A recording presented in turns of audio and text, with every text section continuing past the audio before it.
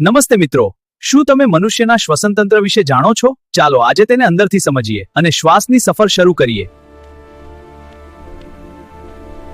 આ છે નાક.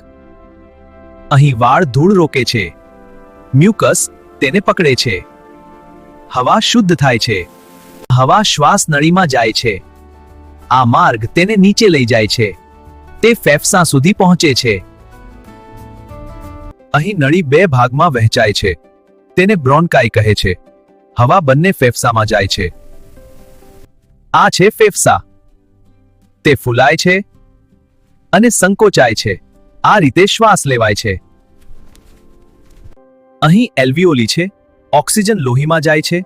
કાર્બન ડાયોક્સાઇડ બહાર આવે છે. આ ગેસ એક્સચેન્જ છે. લોહી ઓક્સિજન લઈને જાય છે અને શરીરના ભાગોમાં પહોંચાડે છે. કાર્બન ડાયોક્સાઇડ પાછું આવે છે અને બહાર કાઢવા માટે ફેફસા તરફ જાય છે. હવે શ્વાસ બહાર જાય છે.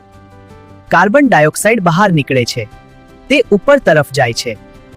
આ છે આપણી શ્વસનની અંતિમ સમજ. ઓક્સિજન શરીરને ઉર્જા આપે છે અને કાર્બન ડાયોક્સાઇડ બહાર કાઢાય છે. આ પ્રક્રિયા આપણને જીવંત રાખે છે. ચાલો હવે બહાર જઈએ.